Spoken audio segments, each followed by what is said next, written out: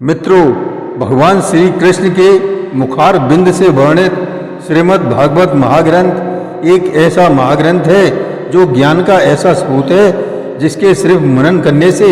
मनुष्य अपने सभी पाप कर्मों से छुटकारा पा जाता है। इसका आध्यात्मिक ज्ञान मूर्ख से मूर्ख व्यक्ति में भी नवीन चेतना का संचार करता है। अभी तक हमने आपको श्रीमद् भागवत का प्रथम अध्याय से 18 अध्याय तक क्रमवार श्रवण करवाया था, लेकिन बहुत से भगवत प्रेमी इसके संपूर्ण ज्ञान को क्रमवार की बजाय श्रीमद् भागवत के संपूर्ण सार को समझना ज़्यादा पसंद करते हैं। अतः सभी की भावनाओं को दृष्टिगत रखते हुए आज हम आपको श्रीमद् भागवत के संपूर्ण अध्यायों का पूरा सार एक बार में सुनाएंगे। कृपया इस गीता सार का आध्यात्मिक ज्ञान प्राप्त करने के लिए इस संपूर्ण सार को शुरू से अंत तक जरूर सुनें तथा सब्सक्राइब कमेंट करके बेल आइकन दबाना न भूलें व शेयर अवश्य करें, जिससे यह आध्यात्मिक ज्ञान का लाभ और लोगों को भी प्राप्त हो सके। धन्यवाद। नमस्कार, मैं रणवीर सिंह लोटस इंटरटेनमेंट में आपका हार्दिक स्वागत करता हूं। मित्रों, आज मैं आपको प्रथम अध्याय सुनाने जा रहा हूं। धृतराष्ट्र बोला, ये संजय, धर्म भूमि कुरुक्षेत्र में इकट्ठे हुए युद्ध की इच्छा वाले मेरे और पांडु के पुत्रों ने क्या किया? इस पर संजय बोला, उस समय राजा दुर्योधन ने व्यूह रचना युक्त पांडवों की सेना को देखकर और द्रोणाचार्य के पास जाकर यह वचन कहा, हे आचार्य, आपके बुद्धिमान शिष्य द्रुपद पुत्र धृष्टद्युम्न द्वारा व्यूहकार खड़ी की हुई पांडव पुत्रों की इस बड़ी भारी सेना को देखिए। इस सेना में बड़े बड़े धनुषों वाले युद्ध में भीम और अर्जुन के समान बहुत से सूरवीर हैं, जैसे सात्यकी और विराट तथा महारथी राजा द्रुपद और धृष्टकेतु, चेकतान तथा बलवान काशीराज, उर्जित, कुंतीभोज और मनुष्यों में श्रेष्ठ सैभ्य और पराक्रमी युधामन्यु तथा बलवान उत्तमौजा, सुभद्रा पुत्र अभिमन्यु और द्रौपदी के 5 पुत्र, यह सभी महारथी हैं। हे ब्राह्मण श्रेष्ठ, हमारे पक्ष में भी जो प्रधान हैं उनको आप समझ लीजिए। आपके जानने के लिए मेरी सेना के जो सेनापति हैं उनको कहता हूँ। एक तो स्वयं आप और पितामह भीष्म तथा कर्ण और संग्राम विजयी कृपाचार्य तथा वैसे ही अश्वत्थामा, विकर्ण और सोमदत्त का पुत्र भूरिश्रवा तथा और भी बहुत से सूरवीर अनेक प्रकार के शस्त्र अस्त्रों से युक्त मेरे लिए जीवन की आशा को त्यागने वाले सबके सब युद्ध में चतुर हैं। भीष्म पितामह द्वारा रक्षित हमारी वह सेना सब प्रकार से अजेय है और भीम द्वारा रक्षित इन लोगों की यह सेना जीतने में सुगम है। इसलिए सब मोर्चों पर अपनी अपनी जगह स्थित रहते हुए आप लोग सबके सब ही निसंदेह भीष्म पितामह की ही और रक्षा करें। और इस प्रकार द्रोणाचार्य से कहते हुए दुर्योधन के वचनों को सुनकर कौरवों में वृद्ध बड़े प्रतापी पितामह भीष्म ने उस दुर्योधन के हृदय में हर्ष उत्पन्न करते हुए उच्च स्वर से सिंह की नाद के समान गरज कर शंख बजाया। उसके उपरांत शंख और नगाड़े तथा ढोल, मृदंग और नरसिंह आदि बाजे एक साथ ही बजे। उनका वह शब्द बड़ा ही भयंकर हुआ। उसके अनंतर सफ़ेद घोड़ों से युक्त उत्तम रथ में बैठे हुए श्री कृष्ण महाराज और अर्जुन ने भी अलौकिक शंख बजाए। उनमें श्री कृष्ण महाराज ने 5 जन नामक शंख और अर्जुन ने देवदत्त नामक शंख बजाया। भयानक कर्म वाले भीमसेन ने पौंड नामक शंख बजाया। कुंती पुत्र राजा युधिष्ठिर ने अनंत विजय नामक शंख, नकुल तथा सहदेव ने सुघोष और मणि पुष्पक नाम वाले शंख बजाए। श्रेष्ठ धनुष वाले काशीराज और महारथी शिखंडी और धृष्टद्युम्न तथा राजा विराट और अजय सात्यकी तथा राजा द्रुपद और द्रौपदी के 5 पुत्र और बड़ी भुजा वाले सुभद्रा पुत्र अभिमन्यु, इन सब ने, हे राजन, अलग अलग प्रकार के शंख बजाए और उस भयानक शब्द ने आकाश और पृथ्वी को भी शब्दायमान करते हुए धृतराष्ट्र पुत्रों के हृदय विदीर्ण कर दिए। हे राजन, उसके उपरांत कपिध्वज अर्जुन ने खड़े हुए धृतराष्ट्र पुत्रों को देखकर उस शस्त्र को चलाने की तैयारी के समय धनुष उठाकर ऋषि के श्री कृष्ण महाराज से यह वचन कहा, हे अच्युत, मेरे रथ को दोनों सेनाओं के बीच में खड़ा करिए। जब तक मैं इन स्थित हुए युद्ध की सामना वालों को अच्छी प्रकार से न देख लूं कि इस युद्ध रूप व्यापार में मुझे किन किन के साथ युद्ध करना योग्य है, और दुर्बुद्धि दुर्योधन का युद्ध में कल्याण चाहने वाले जो ये राजा लोग इस सेना में आए हैं, उन युद्ध करने वालों को मैं देखना चाहूँगा। संजय बोला, हे धृतराष्ट्र, अर्जुन द्वारा इस प्रकार कहे हुए महाराज श्री कृष्णचंद्र ने दोनों सेनाओं के बीच में भीष्म और द्रोणाचार्य के सामने और संपूर्ण राजाओं के सामने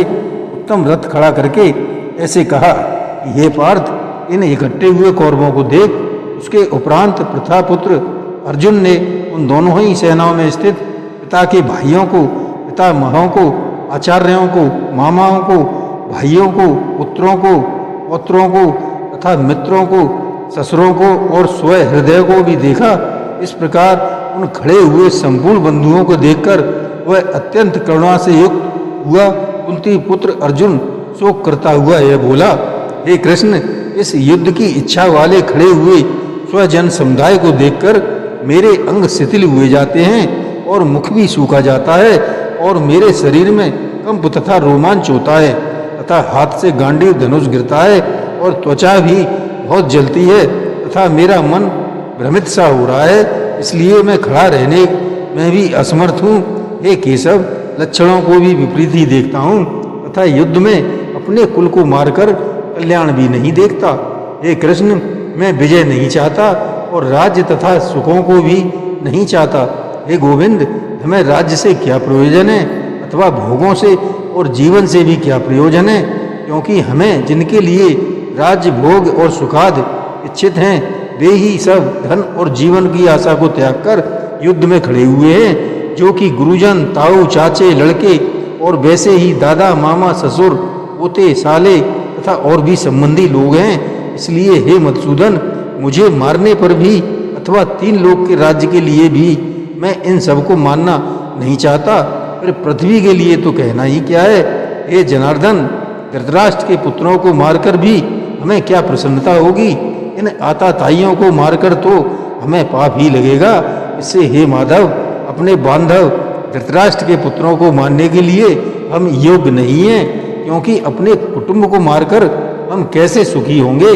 यद्यपि लोभ से भ्रष्टचित्त हुए यह लोग कुल के नाशकृत दोष को और मित्रों के साथ विरोध करने में पाप को नहीं देखते हैं, परंतु हे जनार्दन, कुल के नाश करने से होते हुए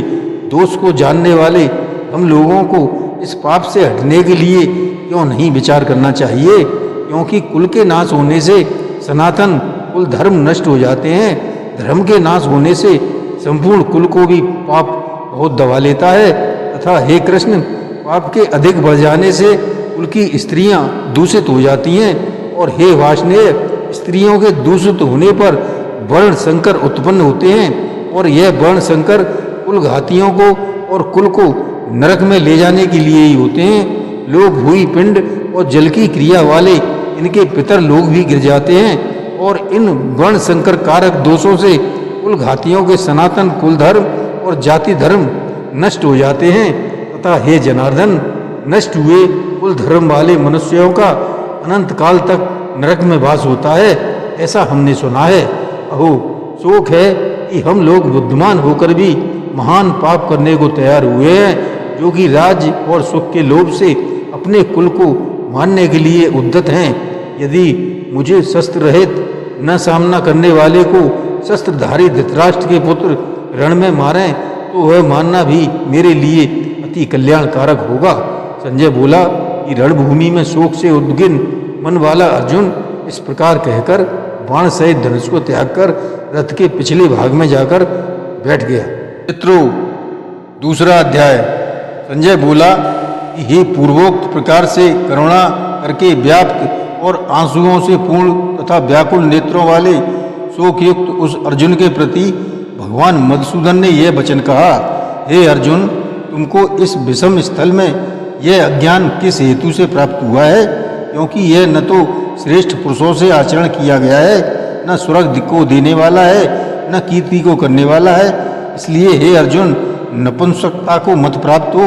यह तेरे योग्य नहीं है। हे परंतप, तुच्छ हृदय की दुर्बलता को त्याग कर युद्ध के लिए खड़ा हो। तब अर्जुन बोला कि हे मधुसूदन, मैं रणभूमि में भीष्म पितामह और द्रोणाचार्य के प्रति किस प्रकार बाणों को करके युद्ध करूंगा, क्योंकि हे अरिसूदन वे दोनों ही पूजनीय हैं। इसलिए इन महानुभावों गुरुजनों को न मारकर इस लोक में भिक्षा का अन्न भी भोगना कल्याणकारक समझता हूँ, क्योंकि गुरुजनों को मारकर भी इस लोक में रुद्र से सने हुए अर्थ और कामरूप भोगों को ही तो भोगूंगा। और हम लोग यह भी नहीं जानते कि हमारे लिए क्या करना श्रेष्ठ है, अथवा यह भी नहीं जानते कि हम जीतेंगे या हमको वे जीतेंगे। और जिनको मारकर हम जीना भी नहीं चाहते,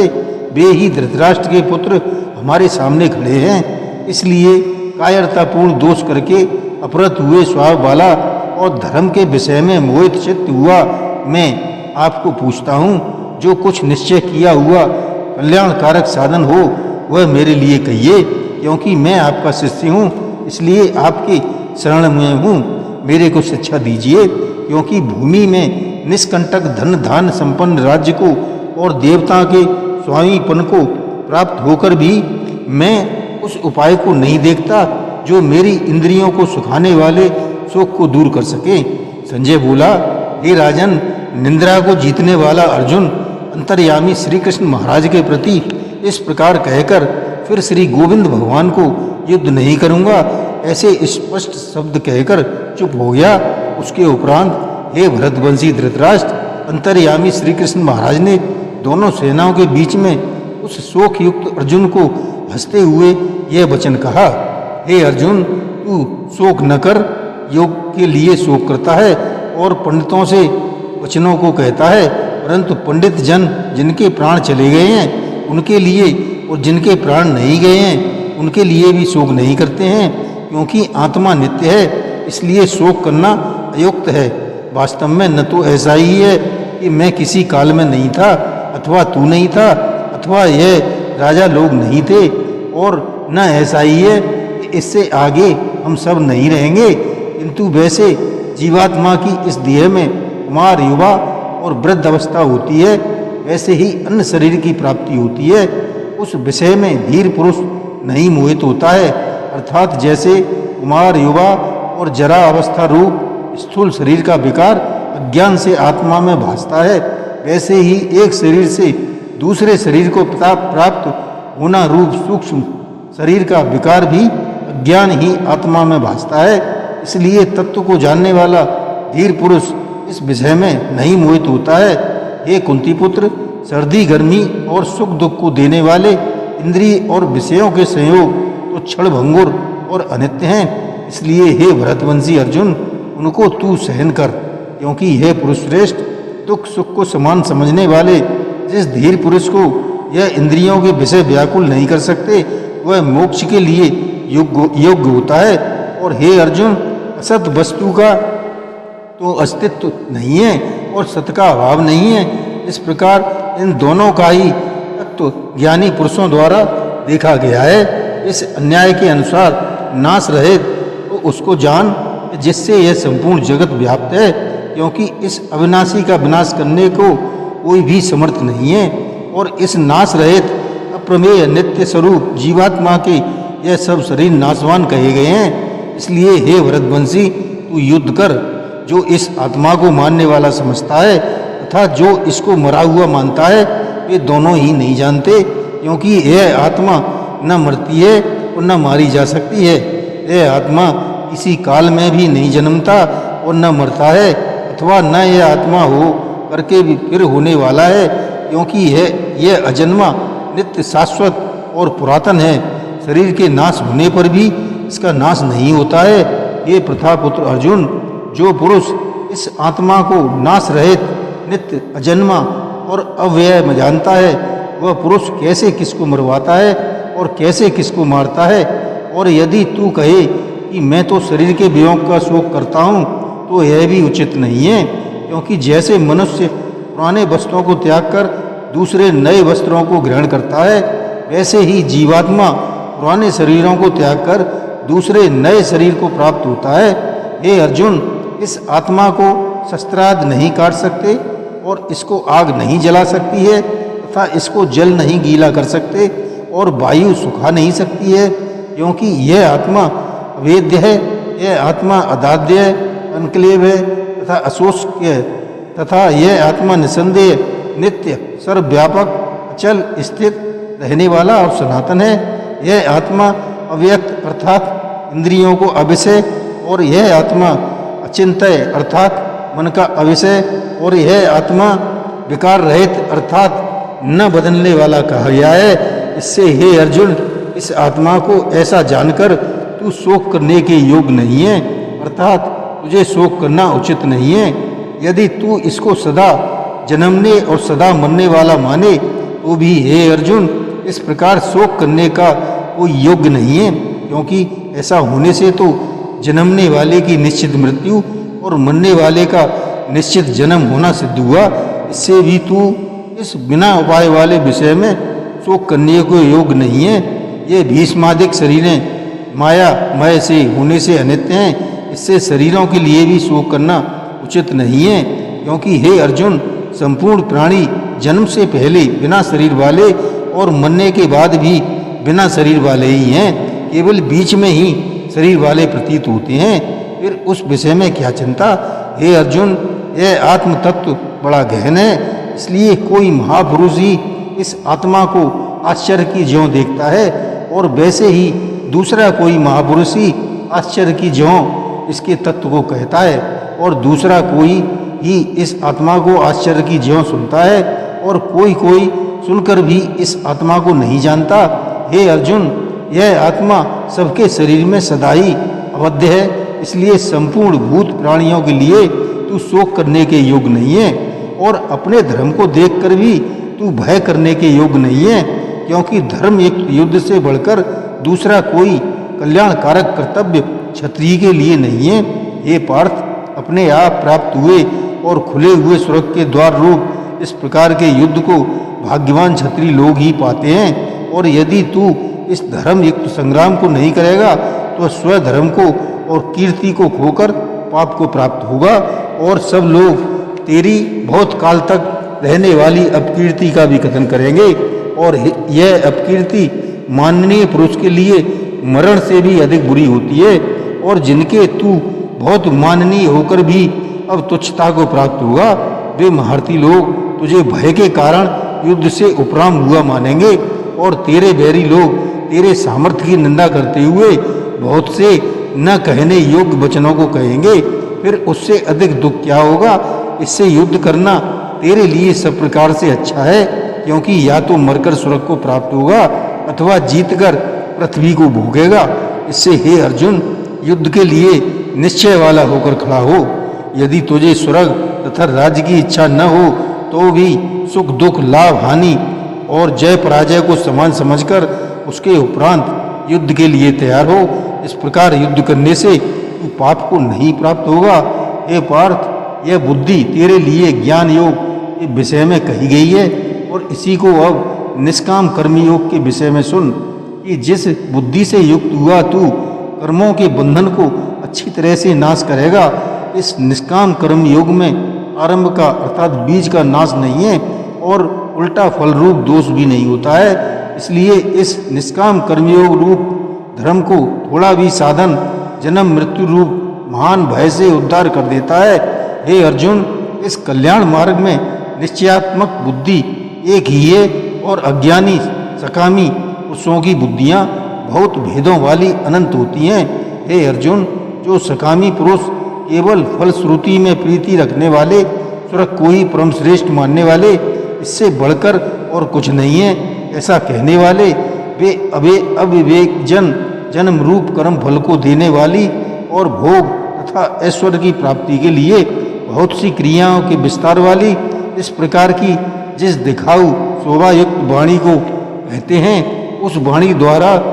हरे हुए चित्त वाले, उस भोग और ऐश्वर्य में आसक्ति वाले उन पुरुषों के अंतःकरण में निश्चयात्मक बुद्धि नहीं होती है। हे अर्जुन,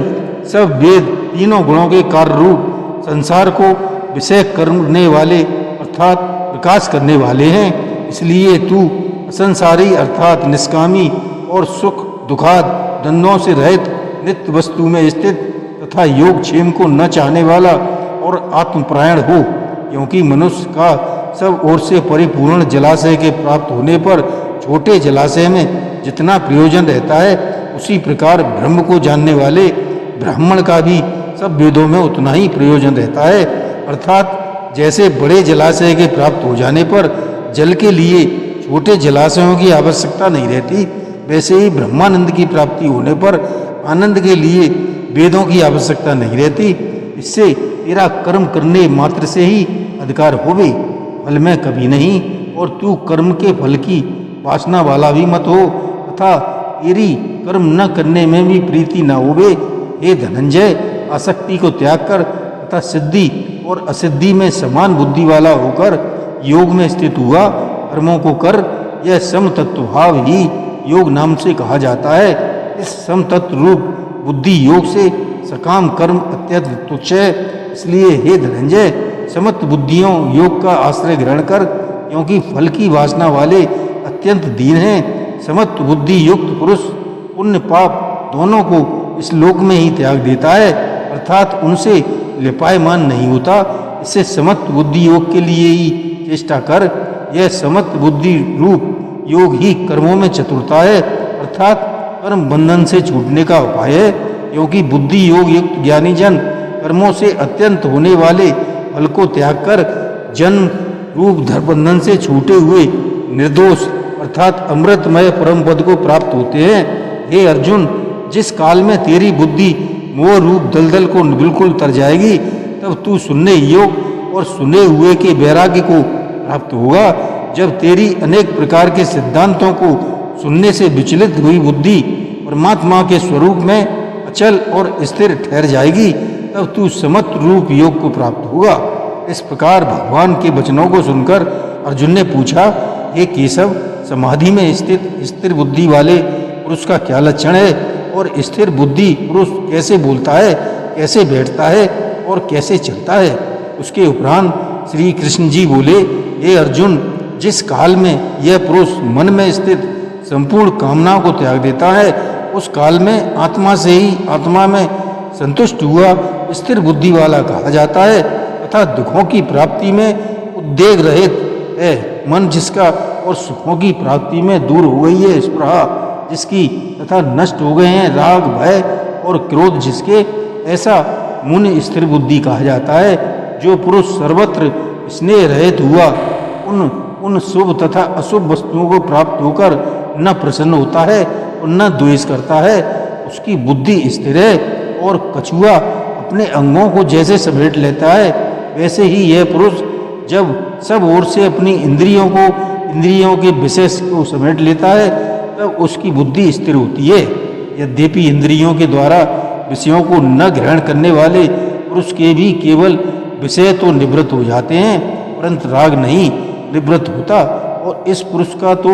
राग ही भी परमात्मा को साक्षात करके निवृत्त हो जाता है। और हे अर्जुन, जिससे कि यत्न करते हुए बुद्धिमान पुरुष के भी मन को यह प्रमथन स्वभाव वाली इंद्रियां बलात्कार से हर लेती हैं, इसलिए मनुष्य को चाहिए कि उन संपूर्ण इंद्रियों को वश में करके समाहित चित्त हुआ मेरे परायण स्थिर होवे। क्योंकि जिस पुरुष की इंद्रियां वश में होती हैं, उसकी बुद्धि स्थिर होती है। हे अर्जुन, मन सहित इंद्रियों को वश में करके मेरे परायण न होने से मन के द्वारा विषयों का चिंतन होता है, और विषयों को चिंतन करने वाले पुरुष की उन विषयों में आसक्ति हो जाती है, और आसक्ति से उन विषयों की कामना उत्पन्न होती है, और कामना में विघ्न पड़ने से क्रोध उत्पन्न होता है। क्रोध से अविवेक अर्थात मूल भाव उत्पन्न होता है, और अविवेक से स्मरण शक्ति भ्रमित हो जाती है, और स्मृत शक्ति के भ्रमित हो जाने से बुद्धि अर्थात ज्ञान शक्ति का नाश हो जाता है, और बुद्धि के नाश होने से यह पुरुष अपने श्रेय साधन से गिर जाता है। परंतु स्वाधीन अंतःकरण वाला पुरुष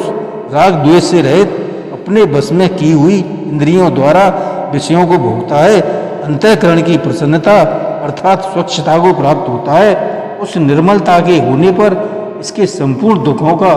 अभाव हो जाता है, और उस प्रसन्न चित्त वाले पुरुष की बुद्धि शीघ्र ही अच्छी प्रकार से स्थिर हो जाती है। हे अर्जुन, साधन रहित पुरुष के अंतःकरण में श्रेष्ठ बुद्धि नहीं होती, और उस अयुक्त के अंतःकरण में आस्तिक भाव भी नहीं होता और बिना आस्तिक भाव वाले पुरुष को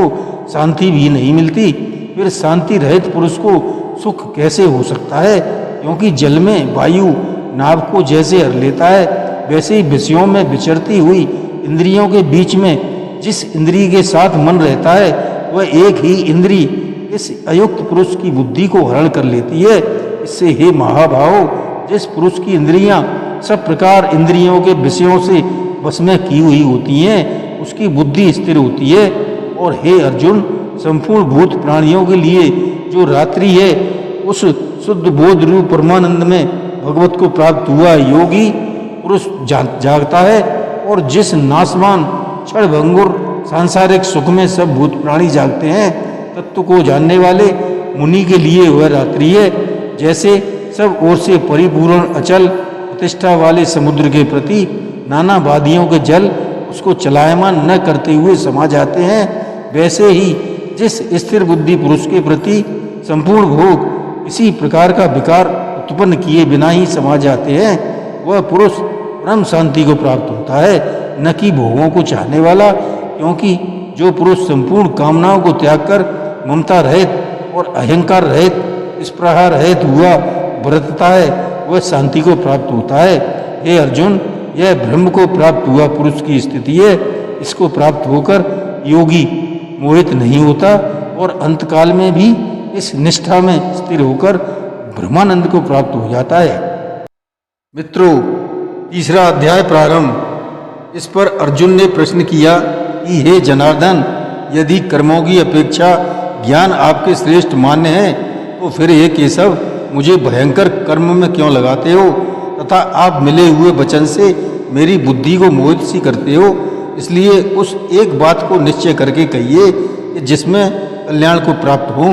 इस प्रकार अर्जुन के पूछने पर भगवान श्री कृष्ण जी बोले, हे निष्पाप अर्जुन, इस लोक में दो प्रकार की निष्ठा मेरे द्वारा पहले कही गई हैं, ज्ञानियों को ज्ञान योग से और योगियों को निष्काम कर्मयोग से। परंतु किसी भी मार्ग के अनुसार कर्मों को स्वरूप से त्यागने की आवश्यकता नहीं है, क्योंकि मनुष्य न तो कर्मों को न करने से निष्कर्मता को प्राप्त होता है और न ही कर्मों को त्यागने मात्र से भगवत साक्षात्कार रूप सिद्धि को प्राप्त होता है, तथा सर्वथा कर्मों का स्वरूप से त्याग हो भी नहीं सकता। क्योंकि कोई भी पुरुष किसी भी काल में क्षण मात्र भी बिना कर्म किए नहीं रहता। निसंदेह सभी पुरुष प्रकृति से उत्पन्न हुए गुणों द्वारा परवश हुए कर्म करते हैं। इसलिए जो मूल बुद्धि पुरुष कर्मेंद्रियों को हट से रोककर इंद्रियों के भोगों को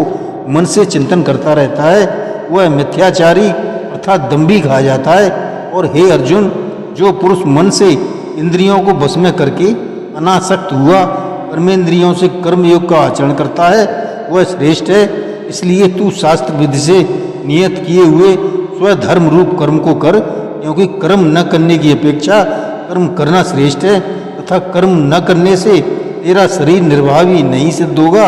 हे अर्जुन,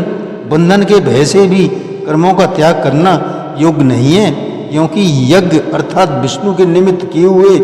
कर्म के सिवा अन्य कर्म में लगा हुआ ही यह मनुष्य कर्मों द्वारा बनता है। इसलिए हे अर्जुन, आसक्ति से रहित हुआ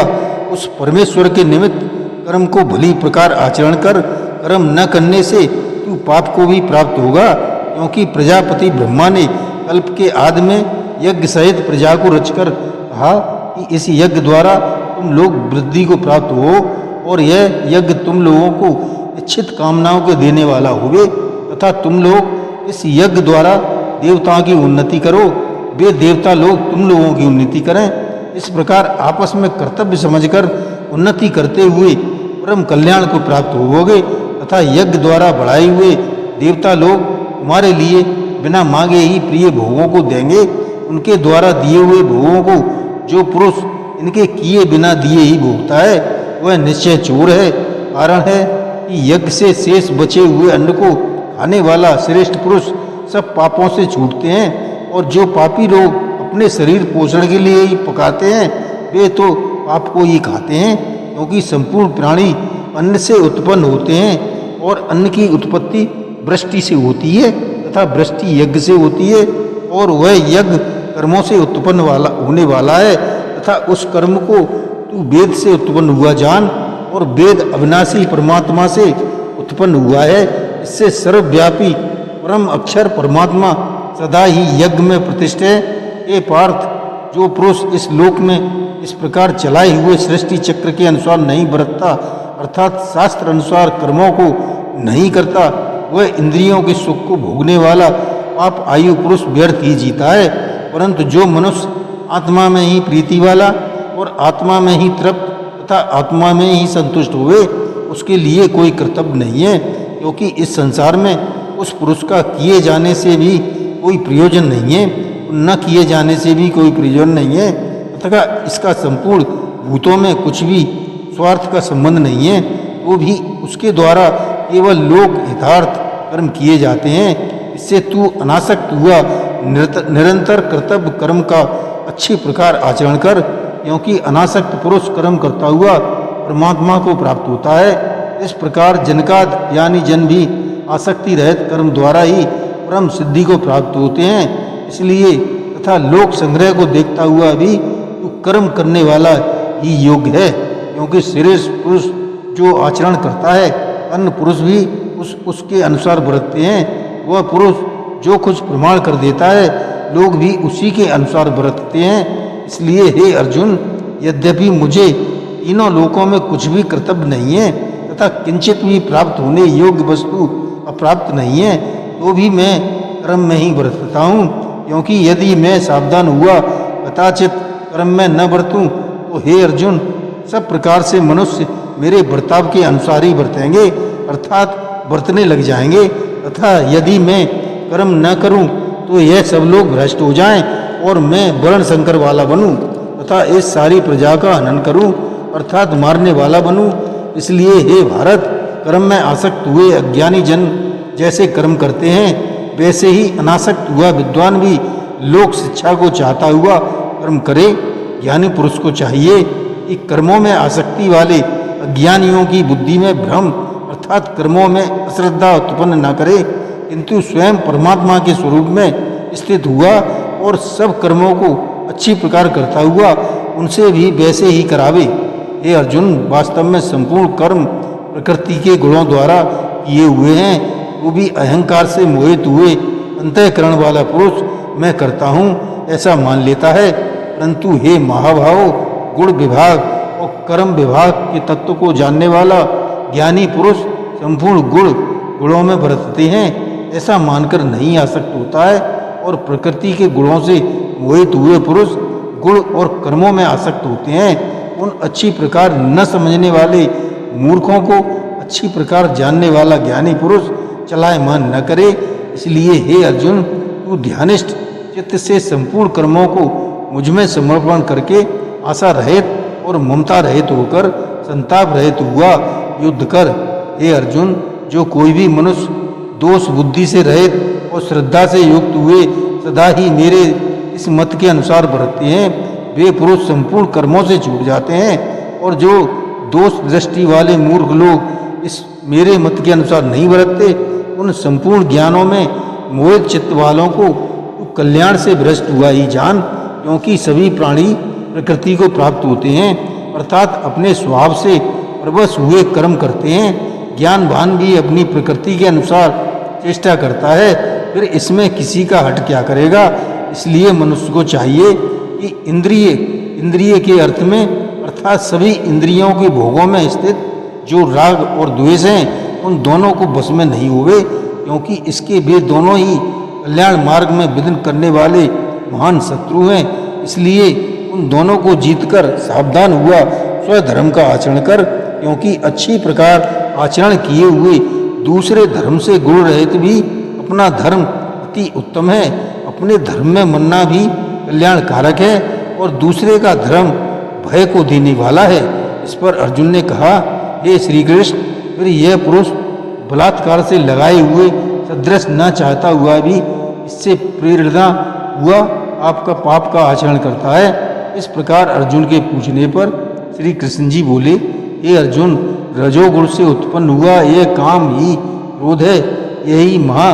अंश है अर्थात अग्नि के सदृश भोगों से न तृप्त होने वाला और बड़ा पापी है। इस विषय में इसको कि तू बैरी जान। जैसे धुएं से अग्नि और मल से दर्पण ढका जाता है तथा जैसे जेर से गर्भ ढका हुआ है, वैसे ही उस काम के द्वारा यह ज्ञान ढका हुआ है। और हे अर्जुन, इस अग्नि सदृश न पूर्ण होने वाले काम रूप ज्ञानियों के नित्य बैरी से ज्ञान ढका हुआ है। इंद्रियां, मन, बुद्धि इस काम के बाह्य संस्थान कहे जाते हैं और यह काम इन मन, बुद्धि और इंद्रियों द्वारा ही ज्ञान को आच्छादित करके इस जीवात्मा को मोहित करता है। इसलिए हे अर्जुन, तू पहले इंद्रियों को वश में करके ज्ञान और विज्ञान के नाश करने वाले इस काम पापी को निश्चय पूर्वक मार। और यदि तू समझे कि इंद्रियों को रोककर काम रूप बैरी को मारने की मेरी शक्ति नहीं है, तो तेरी यह भूल है, क्योंकि इस शरीर से तो इंद्रियों को परे श्रेष्ठ, बलवान और सूक्ष्म कहते हैं, और इंद्रियों से परे मन है और मन से परे बुद्धि है, और जो बुद्धि से भी उत्पन्न परे है वह आत्मा है। इस प्रकार बुद्धि से परे अर्थात सूक्ष्म तथा सब प्रकार बलवान और श्रेष्ठ अपनी आत्मा को जानकर और बुद्धि के द्वारा मन को वश में करके ये महाभाव अपनी शक्ति को समझकर इस दुर्जय कामरूप शत्रुओं को मार। मित्रों, चौथा अध्याय। इसके उपरांत श्री कृष्ण महाराज बोले, हे अर्जुन, मैंने इस अविनाशी योग को कल्प के आदि में सूर्य के प्रति कहा था, और सूर्य ने अपने पुत्र मनु के प्रति कहा, और मनु ने अपने पुत्र राजा इक्ष्वाकु के प्रति कहा। इस प्रकार परंपरा से प्राप्त हुए इस योग को राज ऋषियों ने जाना, परंतु हे अर्जुन, वह योग बहुत काल से इस लोक में लोप हो गया था। वह ही पुरातन योग अब मैंने तेरे लिए वर्णन किया है, क्योंकि तू मेरा भक्त है और प्रिय सखा है, इसलिए। तथा यह योग बहुत उत्तम और रहस्य अर्थात अति मर्म का विषय है। इस प्रकार भगवान श्री कृष्णचंद्र महाराज के वचन सुनकर अर्जुन ने कहा, हे भगवान, आपका जन्म तो आधुनिक अर्थात अब हुआ है, और सूर्य का जन्म तो बहुत पुराना है, इसलिए इस योग को कल्प के आदि में आपने कहा था, ये मैं कैसे जानूं? इस पर श्री कृष्ण महाराज बोले, हे अर्जुन, मेरे और तेरे बहुत से जन्म हो चुके हैं, परंतु हे परंतप, उन सबको तू नहीं जानता और मैं जानता हूँ। मेरा जन्म प्राकृतिक मनुष्यों के सदृश नहीं है। मैं अविनाशी स्वरूप अजन्मा होने पर भी तथा सब भूत प्राणियों का ईश्वर होने पर भी अपनी प्रकृति को अधीन करके योग माया से प्रकट होता हूँ। हे भारत, जब जब धर्म की हानि और अधर्म की वृद्धि होती है, तभी तब मैं अपने रूप को रचता हूँ अर्थात प्रकट करता हूँ, क्योंकि साधु पुरुषों को उद्धार करने के लिए और दूषित कर्म करने वालों को नाश करने के लिए तथा धर्म स्थापना करने के लिए युग युग में प्रकट होता हूँ। इसलिए हे अर्जुन, मेरा वह जन्म और कर्म दिव्य अर्थात अलौकिक है। इस प्रकार जो पुरुष तत्व से जानता है, वो शरीर को त्याग कर फिर जन्म को नहीं प्राप्त होता है, किंतु मुझे ही प्राप्त होता है। हे अर्जुन, पहले भी राग, भय और क्रोध से रहित अनन्य भाव से मेरे में स्थित मेरे शरण तुम बहुत से बार हुए हो। ज्ञान रूप तब से पवित्र हुए मेरे स्वरूप को प्राप्त हो चुके हो, क्योंकि हे अर्जुन, जो मेरे को जैसे भजते हैं, मैं भी उनको वैसे ही भजता हूँ। इस रहस्य को जानकर ही बुद्धिमान मनुष्यगण सब प्रकार से मेरे मार्ग के अनुसार बरतते हैं। जो मेरे को तत्व से नहीं जानते, वे पुरुष इस मनुष्य लोक में कर्मों के फल को चाहते हुए देवताओं को पूजते हैं, और उनके कर्मों से उत्पन्न हुए सिद्धि भी शीघ्र होती है, परंतु उनको मेरी प्राप्ति नहीं होती। इसलिए तू मेरे को ही सब प्रकार से भज। हे अर्जुन, गुण और कर्मों के विभाग से ब्राह्मण, क्षत्रिय, वैश्य और शूद्र मेरे द्वारा रचे गए हैं। उनके कर्ता को भी मुझे अविनाशी परमेश्वर को तू अकर्ता ही जान, क्योंकि कर्मों के फल में मेरी स्पृहा नहीं है, इसलिए मेरे को कर्म लिपायमान नहीं करते। इस प्रकार जो मेरे को तत्व से जानता है, वह भी कर्मों से नहीं बनता है, तथा पहले होने वाले मुमुक्षु पुरुषों द्वारा भी इस प्रकार जानकर ही कर्म किया गया है। इससे तू भी पूर्वजों द्वारा सदा किए हुए कर्म को ही कर, परंतु कर्म क्या है और अकर्म क्या है, ऐसे इस विषय में बुद्धिमान पुरुष भी मोहित हैं। इसलिए मैं वह कर्म अर्थात कर्मों का तत्व तेरे लिए अच्छी प्रकार से कहूँगा कि जिसको जानकर तू अशुभ अर्थात संसार बंधन से छूट जाएगा।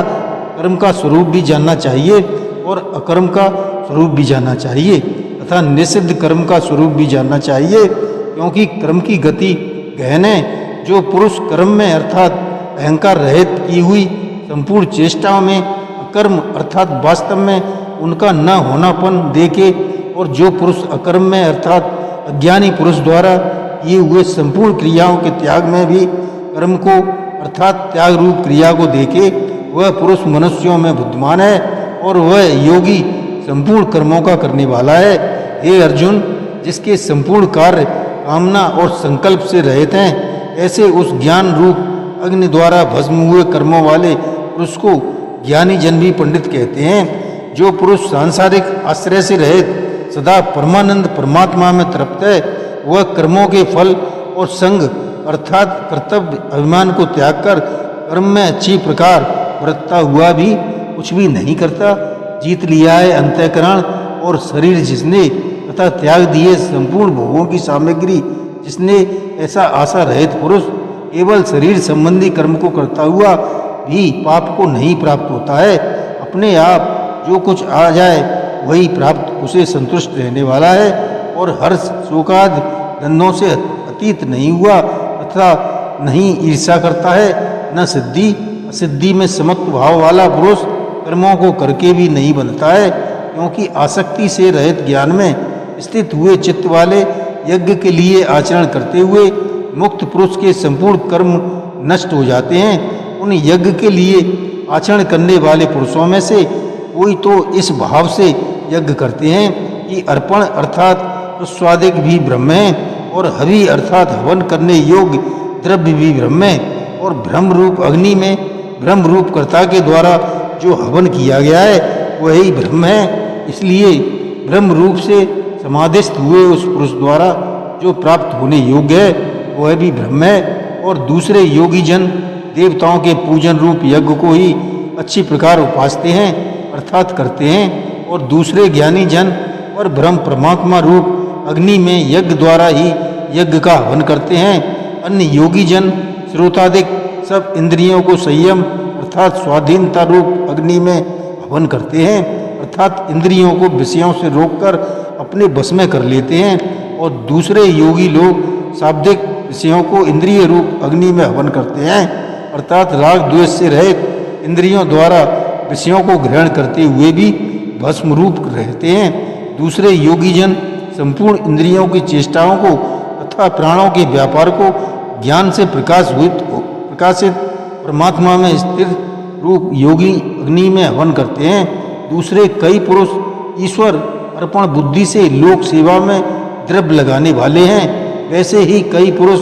स्वधर्म पालन रूप तप यज्ञ को कर्म करने वाले हैं, और कई अष्टांग योग रूप यज्ञ को करने वाले हैं, और दूसरे अहिंसा आदि तीक्ष्ण व्रतों से युक्त यत्नशील पुरुष भगवान के नाम का जाप तथा भगवत प्राप्ति विषयक शास्त्रों का अध्ययन रूप ज्ञान यज्ञ के करने वाले हैं। दूसरे योगी जन अपान वायु में प्राण वायु को हवन करते हैं। वैसे ही अन्य योगी जन प्राण वायु में अपान वायु को हवन करके अन्य योगी जन अपान गति को रोककर प्राणायाम के परायण होते हैं। दूसरे नियमित आहारी करने वाले योगी जन प्राणों को वे प्राणों में ही हवन करते हैं। इस प्रकार यज्ञों द्वारा नाश हो गया है पाप जिनका, ऐसे सभी पुरुष यज्ञों को जानने वाले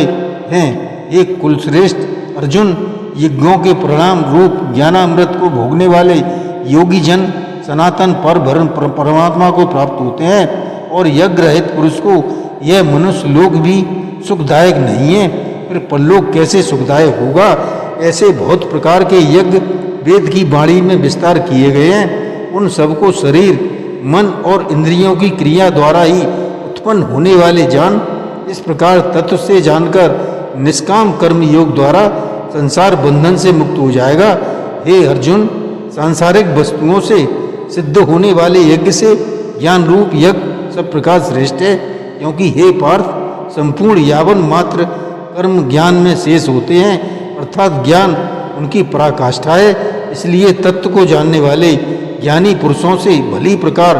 दंडवत प्रणाम तथा सेवा और निष्कपट भाव से किए हुए प्रश्न द्वारा उस ज्ञान को जान।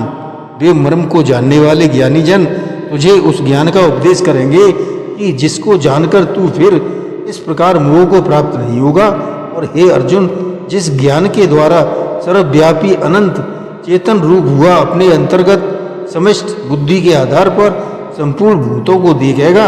और उसके उपरांत मेरे अर्थात सच्चिदानंद स्वरूप में एक ही भाव हुआ सच्चिदानंद ही देखेगा। यदि तू सब पापियों से भी अधिक पाप करने वाला है तो भी ज्ञान रूप नौका द्वारा निसंदेह संपूर्ण पापों को अच्छी प्रकार से तर जाएगा। हे अर्जुन, जैसे प्रज्वलित अग्नि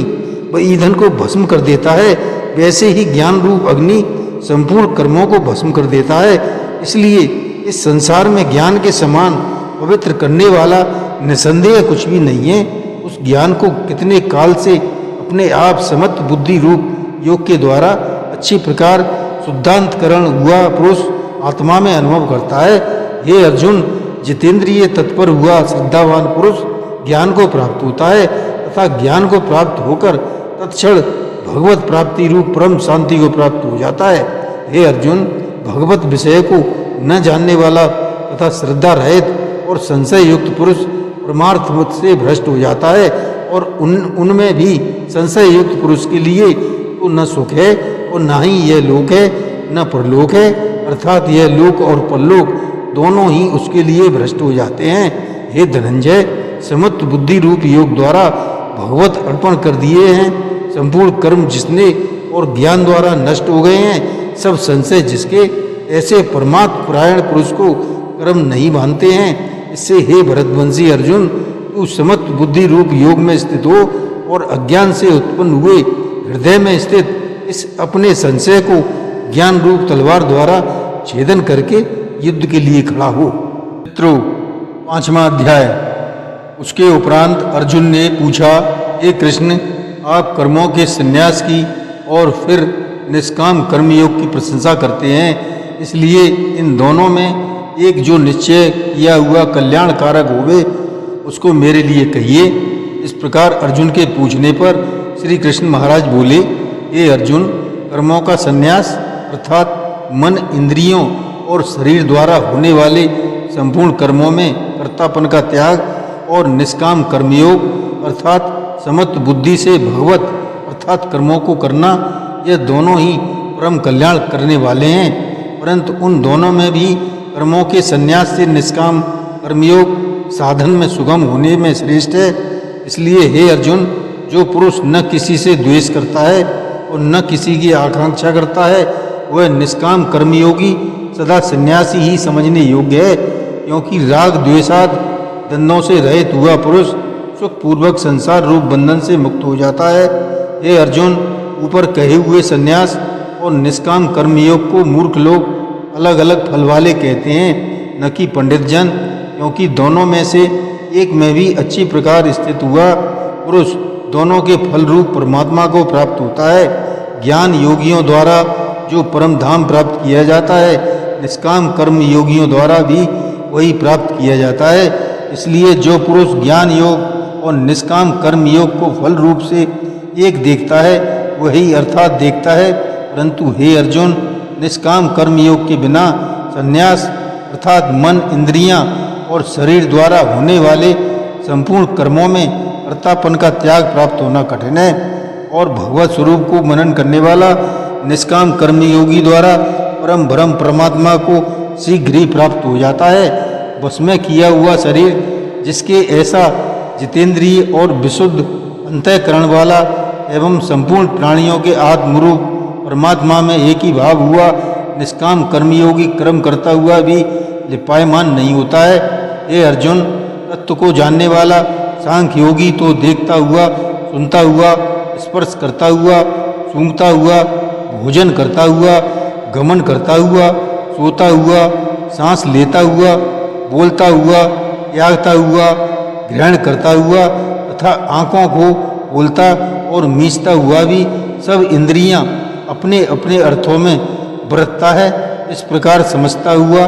निसंदेह ऐसा माने कि मैंने कुछ भी नहीं किया है, परंतु हे अर्जुन, देहाभिमानियों द्वारा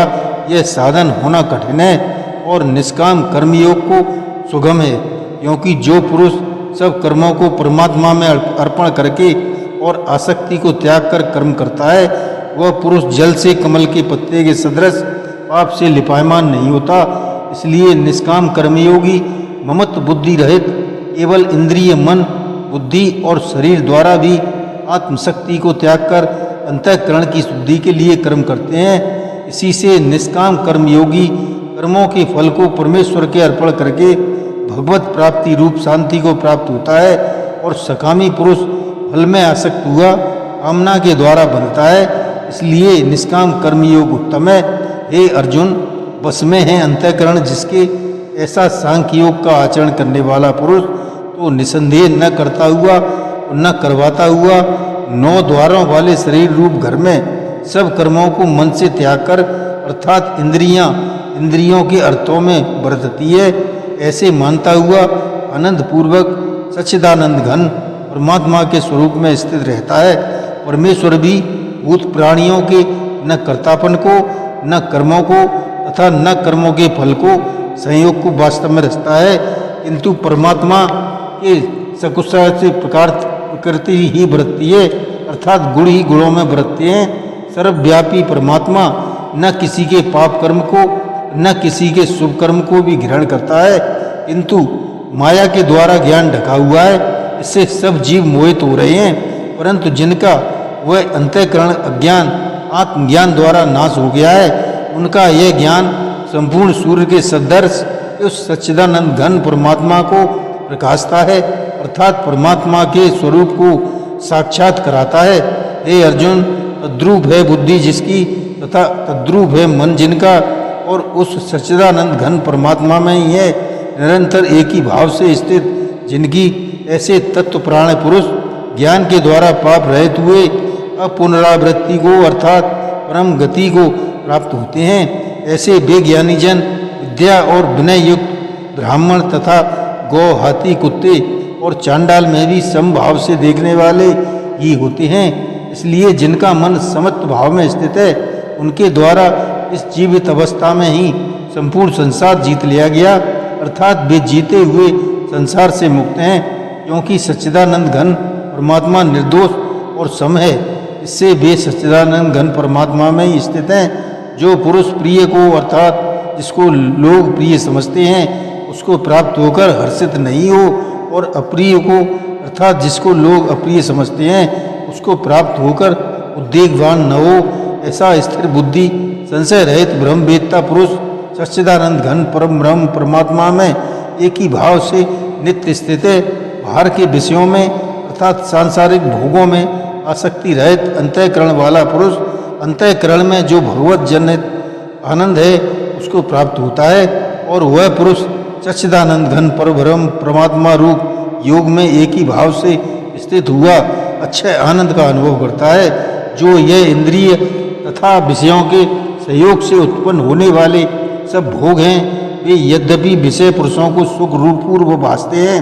तो भी निसंदेह दुख के ही हेतु हैं और आदि अंत वाले अर्थात अनित्य हैं। इसलिए हे अर्जुन, बुद्धिमान विवेकी पुरुष उनमें नहीं रमता। जो मनुष्य शरीर के नाश होने से पहले ही काम और क्रोध से उत्पन्न हुए वेग को सहन करने में असमर्थ है, अर्थात काम क्रोध को जिसने सदा के लिए जीत लिया है, वह मनुष्य इस लोक में योगी है और वही सुखी है। जो पुरुष निश्चय करके अंतर आत्मा में ही सुख वाला और आत्मा में ही आराम वाला है तथा जो आत्मा में ही ज्ञान वाला है, ऐसा वह सच्चिदानंद घन परम ब्रह्म परमात्मा के साथ एक ही भाव हुआ सांख्य योगी शांत ब्रह्म को प्राप्त होता है। नाश हो गए हैं सब पाप जिनके, तथा ज्ञान करके निवृत्त हो गया है संशय जिनका, और संपूर्ण भूत प्राणियों के हित में है रति जिनकी, एकाग्र हुआ है भगवान के ध्यान में चित्र जिनका। ऐसे ब्रह्मवेत्ता पुरुष शांत पर ब्रह्म को प्राप्त होते हैं। काम क्रोध से रहित जीते हुए चित्त वाले और ब्रह्म परमात्मा का साक्षात्कार किए हुए ज्ञानी पुरुषों के लिए सब ओर से शांति परम ब्रह्म परमात्मा ही प्राप्त है। हे अर्जुन, बाहर के विषयों को न चिंतन करता हुआ भारी त्याग कर और नेत्रों की दृष्टि को भ्रकुटी के बीच में स्थित करके तथा नासिका में विचरने वाले प्राण और अपान वायु को सम करके जीती हुई इंद्रियां, मन और बुद्धि जिसकी ऐसा जो मोक्ष प्राण मुनि इच्छा, भय और क्रोध से रहित है,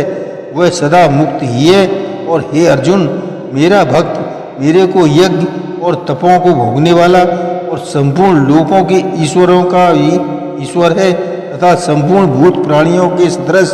अर्थात स्वार्थ रहित प्रेमी ऐसा तत्व से जानकर शांति को प्राप्त होता है और सच्चिदानंद घन परिपूर्ण शांत करके सेवा उसकी दृष्टि में कुछ भी नहीं रहता, केवल वासुदेव ही वासुदेव रह जाता है। मित्रों, छठा अध्याय। इसके उपरांत श्री कृष्ण महाराज बोले, हे अर्जुन, जो पुरुष कर्म के फल को न चाहता हुआ योग करने योग्य कर्म करता है, वह सन्यासी और योगी है, और केवल अग्नि को त्यागने वाला सन्यासी है, योगी नहीं, तथा केवल क्रियाओं को त्यागने वाला भी सन्यासी योगी नहीं है। इसलिए हे अर्जुन, जिसको सन्यास ऐसा कहते हैं उसी को तू योग जान, क्योंकि संकल्पों को न त्यागने वाला कोई भी पुरुष योगी नहीं होता। समत्व बुद्धि रूप योग में आरूढ़ होने की इच्छा वाले मननशील पुरुष के लिए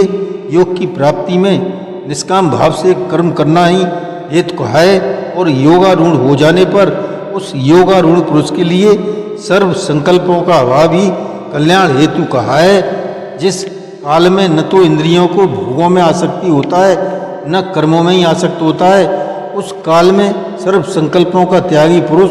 ही योगारूढ़ कहा जाता है।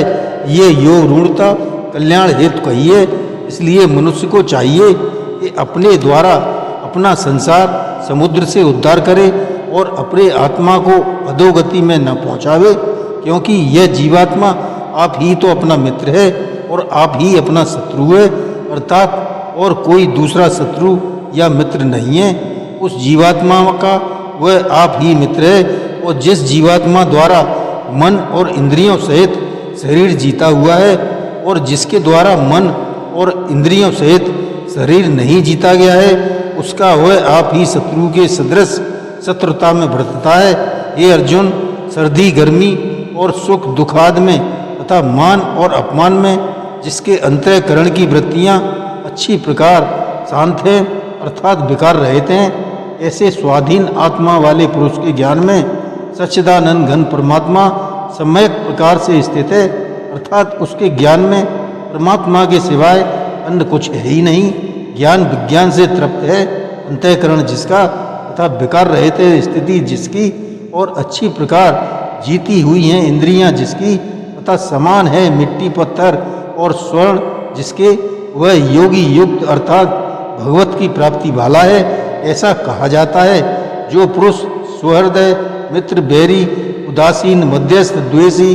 बंधुगणों में तथा धर्मात्मा में और पापियों में भी समान भाव वाला है, वह अति श्रेष्ठ है। इसलिए उचित है कि जिसका मन इन इंद्रियों सहित शरीर जीता हुआ है, ऐसा वासना रहित और संग्रह रहित योगी अकेला ही एकांत स्थान में स्थित हुआ निरंतर आत्मा को परमेश्वर के ध्यान में लगावे। शुद्ध भूमि में कुशा मृगशाला और वस्त्र है उपरोपरि जिसके, ऐसे अपने आसन को न अति ऊंचा और न अति नीचा स्थिर स्थापना करे और उस आसन पर बैठकर तथा मन को एकाग्र करके चित्र और इंद्रियों की क्रियाओं को बस में किया हुआ अंतःकरण की शुद्धि के लिए योग का अभ्यास करे। उसकी विधि इस प्रकार की है कि काया सिर और ग्रीवा को समान और अचल धारण किए हुए दृढ़ होकर अपनी नासिका के अग्रभाग को देखकर अन्य दिशाओं को न देखता हुआ और ब्रह्मचर्य के व्रत में स्थित रहता हुआ भय रहित तथा अच्छी प्रकार शांत अंतःकरण वाला और सावधान होकर मन को बस में करके मेरे लगे हुए चित्त वाला और मेरे परायण हुआ स्थित होवे। इस प्रकार आत्मा को निरंतर परमेश्वर के स्वरूप में लगाता हुआ स्वाधीन मन वाला योगी मेरे में स्थित रूप परमात्मा पराकाष्ठ वाला शांति को प्राप्त होता है। परंतु हे अर्जुन, यह योग न तो बहुत खाने वाला सिद्ध होता है और न बिल्कुल ही खाने वाला तथा अति सहन करने के स्वभाव वाला न अत्यंत जागने वाला ही सिद्ध होता है। ये दुखों का नाश करने वाला योग तो यथा योग आहार और विहार करने वाले का तथा कर्मों में यथा योग चेष्टा करने वाले का और यथा योग शयन करने तथा जागने वाले का ही सिद्ध होता है। इस प्रकार योग के अभ्यास से अत्यंत बस में किया हुआ चित्त जिस काल में परमात्मा में ही भली प्रकार स्थित हो जाता है, उस काल में संपूर्ण कामनाओं से स्पृहा रहित हुआ पुरुष योग युक्त ऐसा कहा जाता है। जिस प्रकार वायु रहते स्थान में स्थित दीपक चलायमान नहीं होता है, वैसे ही उपमा परमात्मा के ध्यान में लगे हुए योगी के जीते हुए चित्त की कही गई है। हे अर्जुन, जिस अवस्था में योग के अभ्यास से निरुद्ध हुआ चित्त उपराम हो जाता है और जिस अवस्था में परमेश्वर के ध्यान से शुद्ध हुई सूक्ष्म बुद्धि द्वारा परमात्मा को साक्षात करता हुआ सच्चिदानंद घन परमात्मा में ही संतुष्ट होता है तथा इंद्रियों से अतीत केवल शुद्ध हुई सूक्ष्म बुद्धि द्वारा ग्रहण करने योग्य जो अत्यंत आनंद है, उसको जिस अवस्था में अनुभव करता है और जिस अवस्था में स्थित हुआ यह योगी भगवत स्वरूप से नहीं चलायमान होता और परमेश्वर की प्राप्ति रूप जिस लाभ को प्राप्त होकर उससे अधिक दूसरा कुछ भी लाभ नहीं मिलता, ऐसे भगवत प्राप्ति रूप जिस अवस्था में स्थित हुआ योगी बड़े भारी दुख से भी चलायमान नहीं होता है, जो दुख रूप संसार के सहयोग से रहित है तथा जिसका नाम योग है, उसको जानना चाहिए। वह योग न उकताए हुए चित्त से अर्थात तत्पर हुए चित्त से निश्चय पूर्वक करना कर्तव्य है। इसलिए मनुष्य को चाहिए कि संकल्प से उत्पन्न होने वाली संपूर्ण कामनाओं को निशेषता से अर्थात वासना और आसक्ति सहित त्याग कर और मन के द्वारा इंद्रियों के समुदाय को सब ओर से अच्छी प्रकार बस में करके क्रम क्रम से अभ्यास करता हुआ उपरामता को प्राप्त हुए तथा धैर्य युक्त बुद्धि द्वारा मन को परमात्मा में स्थित करके परमात्मा के सिवाय और भी कुछ भी चिंतन न करे, परंतु जिसका मन बस में नहीं हुआ हो उसके चाहिए कि हे अर्जुन, सर्वव्यापी अनंत चेतन में एक ही भाव से स्थित रूप योग से युक्त हुए आत्मा वाला तथा सब में समभाव से देखने वाला योगी आत्मा को संपूर्ण भूतों में बर्फ में जल के सदृश व्यापक देखता है और संपूर्ण भूतों को आत्मा में देखता है। अर्थात जैसे स्वप्न में जगा हुआ पुरुष स्वप्न के संसार को अपने अंतर्गत संकल्प के आधार पर देखता है, वैसे ही वह पुरुष संपूर्ण भूतों को अपने सर्वव्यापी अनंत चेतना आत्मा के अंतर्गत संकल्प के आधार पर देखता है। जो पुरुष संपूर्ण भूतों में सबके आत्मरूप मुझ वासुदेव को ही व्यापक देखता है और संपूर्ण भूतों को मुझ वासुदेव के अंतर्गत देखता है, उसके लिए मैं अदृश्य नहीं होता हूँ और वह मेरे लिए अदृश्य नहीं होता है, क्योंकि वह मेरे एक ही भाव से स्थित है। इस प्रकार जो पुरुष एक ही भाव में स्थित हुआ संपूर्ण भूतों में आत्मरूप से स्थित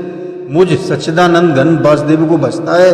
वह योगी सब प्रकार से बरतता है और मेरे ही में बरतता है, क्योंकि उसके अनुभव में मेरे सिवा अन्य कुछ है ही नहीं। हे अर्जुन, जो योगी अपनी सादृश्यता से संपूर्ण भूतों में सम देखता है और सुख अथवा दुख को भी सब में सम देखता है, वह योगी परम श्रेष्ठ माना गया है। इस प्रकार भगवान के वाक्यों को सुनकर अर्जुन बोला, हे मधुसूदन, जो यह ध्यान योग आपने समत्व भाव से कहा है, इसकी मैं मन के चंचल होने से बहुत काल तक ठहरने वाली स्थिति को नहीं देखता हूँ, क्योंकि हे कृष्ण, यह मन बड़ा चंचल और प्रमथन स्वभाव वाला है तथा बड़ा दृढ़ और बलवान है। इसलिए इसका बस में करना मैं वायु की भांति अति दुष्कर मानता हूँ। इस प्रकार अर्जुन के पूछने पर श्री कृष्ण भगवान बोले, हे महाभाव, निसंदेह मन चंचल और कठिनता से बस में होने वाला है, परंतु हे कुंती पुत्र अर्जुन, अभ्यास अर्थात स्थिति के लिए बारंबार यत्न करने वाले से वैराग्य बस में होता है। इसलिए इसको अवश्य बस में करना चाहिए, क्योंकि मन को बस में न करने वाले पुरुष द्वारा योग दुष्प्राप्य है, अर्थात प्राप्त होता है कठिन है, और स्वाधीन मन वाले प्रयत्नशील पुरुष द्वारा साधन करने से प्राप्त होना सहज है। यह मेरा मत है। इस पर अर्जुन बोला, हे कृष्ण, योग से चलायमान हो गया है मन जिनका, ऐसा स्थिर यत्न वाला श्रद्धा युक्त पुरुष योग की सिद्धि को अर्थात भगवत साक्षात्कारता को प्राप्त न होकर इस गति को प्राप्त होता है। ये महाभाव, क्या यह भगवत प्राप्ति के मार्ग में मोहित हुआ आश्रय रहित पुरुष छिन्न भिन्न बादल की भांति दोनों ओर से अर्थात भगवत प्राप्ति और सांसारिक भोगों से भ्रष्ट हुआ नष्ट तो नहीं हो जाता? हे कृष्ण, मेरे इस संशय को संपूर्णता से छेदन करके मेरे लिए आप ही योग्य हैं, क्योंकि आपके सिवा दूसरा इस संशय का छेदन करने वाला मिलना संभव नहीं है। इस प्रकार अर्जुन के पूछने पर श्री कृष्ण जी बोले, हे पार्थ, उस पुरुष को न तो इस लोक में और न परलोक में ही नाश होता है, क्योंकि हे प्यारे, कोई भी शुभ कर्म करने वाला अर्थात भगवत अर्थात कर्म करने वाला दुर्गति को प्राप्त नहीं होता है, किंतु वह योग भ्रष्ट पुरुष पुण्यवानों के लोकों को अर्थात स्वर्गाधिक उत्तम लोकों को प्राप्त होकर उनमें बहुत वर्षों तक वास करके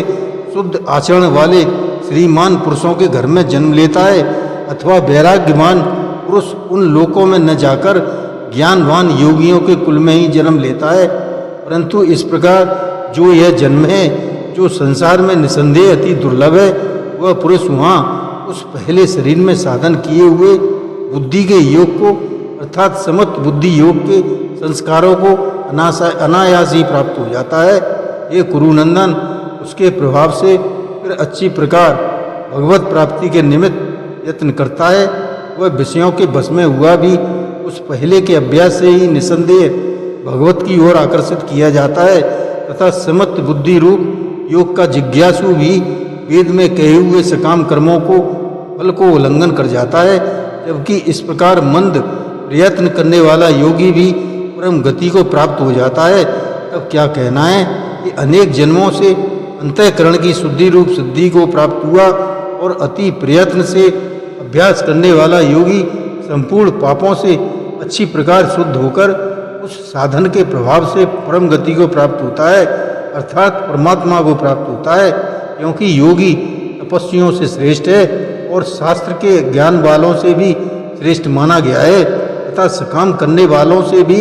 योगी श्रेष्ठ है। इससे हे अर्जुन, तू योगी बन। हे प्यारे, संपूर्ण योगियों में भी जो श्रद्धावान योगी मेरे लिए लगे हुए हैं, अंतरात्मा से मेरे को निरंतर भजता है, वह योगी मुझे परम श्रेष्ठ माने। मित्रों, 7वां अध्याय, उसके उपरांत श्री कृष्ण भगवान बोले, हे पार्थ, तू मेरे में अनन्य प्रेम से आसक्त हुए मन वाला और अनन्य भाव से मेरे परायण होकर योग में लगा हुआ मुझको संपूर्ण विभूति बैल ऐश्वर्यादि गुणों से युक्त सबका आत्मरूप जिस प्रकार संशय रहित जानेगा, उसको सुन। मैं तेरे लिए इस रहस्य सहित तत्व ज्ञान को संपूर्णता से कहूँगा कि जिसको जानकर संसार में फिर और कुछ भी जानने योग्य शेष नहीं रहता है। हजारों मनुष्यों में कोई ही मनुष्य मेरी प्राप्ति के लिए यत्न करता है, और उन यत्न करने वाले योगियों में भी कोई ही पुरुष मेरे परायण हुआ मेरे तत्व को जानता है, अर्थात यथार्थ मर्म से जानता है। हे अर्जुन, पृथ्वी, जल, अग्नि, वायु और आकाश तथा मन, बुद्धि और अहंकार भी ऐसे 8 प्रकार से विभक्त हुई मेरी प्रकृति है। यह 8 प्रकार के भेदों वाली वो अपरा है, अर्थात मेरी जड़ प्रकृति है। और हे महाबाहो, इससे दूसरी वो मेरे जीव रूप परा अर्थात चेतन प्रकृति जान के इससे यह संपूर्ण जगत धारण किया जाता है। हे अर्जुन, तू ऐसा समझ कि संपूर्ण भूत इन दोनों प्रकृतियों से उत्पत्ति वाले हैं, और मैं संपूर्ण जगत का उत्पत्ति तथा प्रलय रूप हूँ, अर्थात संपूर्ण जगत का मूल कारण हूँ। इसलिए हे धनंजय, मेरे से सिवा किंचित मात्र भी दूसरी वस्तु नहीं है।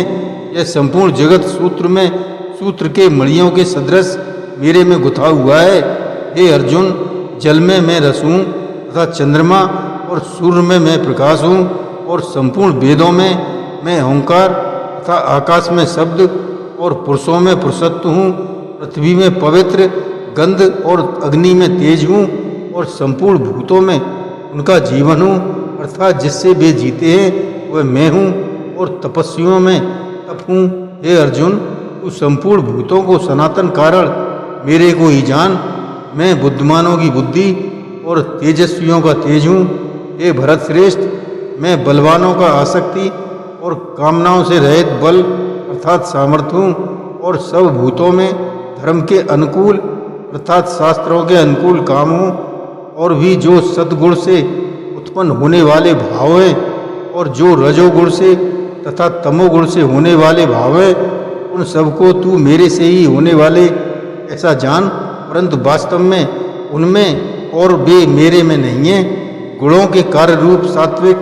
राजस और तामस, इन तीनों प्रकार के भावों से अर्थात राग द्वेष आदि विकारों से और संपूर्ण विषयों से यह सब संसार मोहित हो रहा है। इसलिए इन तीनों गुणों से अविनाशी तत्व को नहीं जानता, क्योंकि यह अलौकिक अर्थात अति अद्भुत त्रिगुणमयी मेरी योग माया बड़ी दुस्तर है। परंतु जो पुरुष मेरे को ही निरंतर भजते हैं, वे इस माया का उल्लंघन कर जाते हैं अर्थात संसार से कर जाते हैं। ऐसा सुगम उपाय होने पर भी माया द्वारा हरे हुए ज्ञान वाले और आसुरी स्वभाव को धारण किए हुए तथा मनुष्यों में नीच और दूषित कर्म करने वाले मूल लोग तो मेरे को नहीं भजते। हे भरतवंशियों में श्रेष्ठ अर्जुन, उत्तम कर्म वाले अर्थात आर्थ, जिज्ञासु और ज्ञानी अर्थात निष्कामी, ऐसे चार प्रकार के भक्तजन मेरे को भजते हैं। उनमें भी नित्य मेरे में एक ही भाव से स्थित हुआ अनन्य प्रेम भक्ति वाला ज्ञानी भक्त अति उत्तम है, क्योंकि मेरे को तत्व से जानने वाले ज्ञानी को मैं अत्यंत प्रिय हूँ और वह ज्ञानी मेरे को अत्यंत प्रिय है। यद्यपि ये सब ही उदार हैं अर्थात श्रद्धा सहित मेरे भजन के लिए समय लगाने वाले होने से उत्तम है, परंतु ज्ञानी तो साक्षात मेरा स्वरूप ही है, ऐसा मेरा मत है। क्योंकि वह स्थिर बुद्धि ज्ञानी भक्त अति उत्तम गतस्वरूप मेरे में ही अच्छी प्रकार स्थित है, जो बहुत जन्मों के अंत के जन्म में तत्वज्ञान ज्ञान को प्राप्त हुआ ज्ञानी सब कुछ वासुदेव ही है अर्थात वासुदेव के सिवा अन्य कुछ है ही नहीं। इस प्रकार मेरे को बसता है वह महात्मा अति दुर्लभ है। हे अर्जुन, जो विषयासक्त पुरुष हैं वे तो अपने स्वभाव से मेरे तथा उन भोगों के कामना द्वारा ज्ञान से भ्रष्ट हुए उस नियम को धारण करके अर्थात जिस देवता की पूजा के लिए जो नियम लोक में प्रसिद्ध हैं उस नियम को धारण करके अन्य देवताओं को भजते हैं अर्थात पूजते हैं। जो सकामी भक्त जिस देवता के स्वरूप को श्रद्धा से पूजता है, उस भक्त को मैं उसी देवता के प्रति श्रद्धा को स्थिर करता हूँ। वह पुरुष उस श्रद्धा से युक्त हुआ उस देवता के पूजन की चेष्टा करता है और उस देवता से मेरे द्वारा ही विधान किए जाते हैं। इन इच्छित भोगों को निसंदेह प्राप्त होता है, परंतु उन अल्प बुद्धि वालों का वह फल नाशवान है तथा वे देवताओं को पूजने वाले देवताओं को प्राप्त होते हैं और मेरे भक्त चाहे जैसे ही भजें शेष में वे मेरे को ही प्राप्त होते हैं। ऐसा होने पर भी सब मनुष्य मेरा भजन नहीं करते। इसका कारण यह है कि बुद्धिहीन पुरुष मेरे अनुत्तम अर्थात इससे उत्तम और कुछ भी नहीं ऐसे अविनाशी परम भाव को अर्थात अजन्मा अविनाशी हुआ भी अपनी माया से प्रकट होता है, ऐसे प्रभाव को तत्व से न जानते हुए मन इंद्रियों से परे मुझ सच्चिदानंद घन परमात्मा को मनुष्य की भांति जन्म कर स्वभाव को प्राप्त होता मानते हैं। अपनी योग माया से छिपा हुआ मैं सबके प्रत्यक्ष नहीं होता हूँ। इसलिए यह अज्ञानी मनुष्य मुझ जन्म रहित अविनाशी परमात्मा को तत्व से नहीं जानता अर्थात मेरे को जन्मने मरने वाला समझता है। हे अर्जुन, पूर्व में व्यतीत हुए और वर्तमान में स्थित तथा आगे होने वाले सब भूतों में मैं जानता हूँ, परंतु मेरे को कोई भी श्रद्धा भक्ति रहित पुरुष नहीं जानता। क्योंकि हे भरतवंशी अर्जुन, संसार में इच्छा और द्वेष से उत्पन्न हुए सुख दुखाद द्वंद्व रूप मोह से संपूर्ण प्राणी अति अज्ञानता को प्राप्त हो रहे हैं, परंतु निष्काम भाव से श्रेष्ठ कर्मों का आचरण करने वाले जिन पुरुषों का पाप नष्ट हो गया है वे राग द्वेषाद द्वंद्व रूप मोह से मुक्त हुए और दृढ़ निश्चय वाले पुरुष मेरे को सब प्रकार से भजते हैं। जो मेरे शरण होकर जरा और मरण से छूटने के लिए यत्न करते हैं वे पुरुष ब्रह्म को तथा संपूर्ण अध्यात्म को और संपूर्ण कर्म को जानते हैं। जो पुरुष अधिभूत और अधिदेव के सहित तथा अधियज्ञ के सहित सबका आत्मरूप मेरे को जानते हैं, अर्थात जैसे भाव, बादल, धूम, पानी, बर्फ सब फल स्वरूप हैं, वैसे ही अधिभूत, अधिदेव और अधियज्ञ आज सब कुछ वासुदेव स्वरूप हैं। ऐसे जो जानते हैं वे युक्त चित्त वाले पुरुष अंतकाल में भी मुझको ही जानते हैं, अर्थात प्राप्त होते हैं। मित्रों, 8वां अध्याय। इस प्रकार भगवान के वचनों को न समझकर अर्जुन बोला, हे पुरुषोत्तम, जिसका आपने वर्णन किया वह ब्रह्म क्या है, अध्यात्म क्या है, कर्म क्या है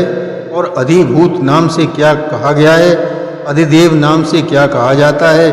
हे मधुसूदन, यहाँ अधियज्ञ कौन है और वह इस शरीर में कैसे है, और युक्त चित्त वाले पुरुषों द्वारा अंत समय में आप किस प्रकार जानने में आते हो। इस प्रकार अर्जुन के प्रश्न करने पर श्री कृष्ण भगवान बोले, हे अर्जुन, परम अक्षर अर्थात जिसका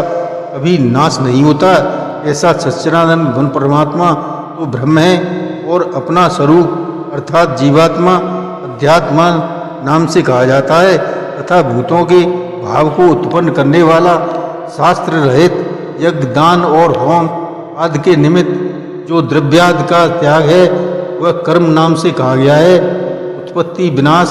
धर्म वाले सब पदार्थ अधिभूत हैं और हिरण्यमय पुरुष अधिदेव हैं। और हे देवधारियों में श्रेष्ठ अर्जुन, इस शरीर में वासुदेव ही विष्णु रूप से अधियज्ञ हैं, और जो पुरुष अनंत काल में मेरे को ही स्मरण करता हुआ शरीर का त्याग कर जाता है वह मेरे साक्षात स्वरूप को प्राप्त होता है, इसमें कुछ भी संशय नहीं है। कारण है, ये कुंती पुत्र अर्जुन, यह मनुष्य अंतकाल में जिस जिस भी भाव को स्मरण करता हुआ शरीर को त्यागता है उसको ही प्राप्त होता है, परंतु सदा उसी भाव का चिंतन करता हुआ, क्योंकि सदा जिस भाव का चिंतन करता है अंतकाल में भी प्राय उसी का स्मरण होता है। इसलिए हे अर्जुन, तू सब समय में निरंतर मेरा स्मरण कर और युद्ध भी कर। इस प्रकार मेरे में अर्पण किए हुए मन बुद्धि से युक्त हुआ निसंदेह मेरे को ही प्राप्त होगा। हे पार्थ, यह नियम है कि परमेश्वर के ध्यान के अभ्यास रूप योग से युक्त अन्य तरफ न जाने वाले चित्त से निरंतर चिंतन करता हुआ पुरुष परम प्रकाश रूप दिव्य पुरुष को अर्थात परमेश्वर को ही प्राप्त होता है। इससे जो पुरुष सर्वज्ञ, अनादि, सबके नियंता, सूक्ष्म से भी अति सूक्ष्म, सबके धारण पोषण करने वाले, अचिंत्य स्वरूप, सूर्य के सदृश, नित्य चेतन प्रकाश रूप, अविद्या से अतपरे शुद्ध सच्चिदानंद घन परमात्मा को स्मरण करता है, वह भक्ति युक्त पुरुष अंतकाल में भी योग बल से प्रकृतियों के मध्य प्राण को अच्छी प्रकार स्थापन करके फिर निश्चल मन से स्मरण करता हुआ उस दिव्य स्वरूप परम पुरुष परमात्मा को ही प्राप्त होता है। अर्जुन, वेद के जानने वाले विद्वान जिस सच्चिदानंद घन परम पद को ओंकार नाम से कहते हैं और आसक्ति रहित यत्नशील महात्मा जन जिसमें प्रवेश करते हैं, जिस परम पद को चाहने वाले ब्रह्म का आचरण करते हैं, उस परम पद को तेरे लिए संक्षेप से कहूँगा। हे अर्जुन, सब इंद्रियों के द्वारों को रोककर अर्थात इंद्रियों को विषयों से हटाकर तथा मन को हृदय में स्थित करके और अपने प्राण को मस्तक में स्थापन करके योग धारणा में स्थित हुआ जो पुरुष ओम इस एक अक्षर रूप ब्रह्म को उच्चारण करता हुआ और उसके अर्थ स्वरूप को मेरे को चिंतन करता हुआ शरीर का त्याग करता है, वह पुरुष परम गति को प्राप्त होता है। हे अर्जुन, जो पुरुष मेरे में अनन्य चित्त से स्थित हुआ सदा ही मेरे को निरंतर स्मरण करता है, उस निरंतरता में मेरे युक्त हुए योगी के लिए मैं सुलभ हूँ अर्थात सहज ही प्राप्त हो जाता हूँ। वे परम सिद्धि को प्राप्त हुए महात्मा जन मेरे को प्राप्त होकर दुख के स्थान रूप क्षण भंगुर पुनर्जन्म को नहीं प्राप्त होते हैं, क्योंकि हे अर्जुन, ब्रह्मलोक से लेकर सब लोग पुनरावृत्ति स्वभाव वाले अर्थात जिनको प्राप्त होकर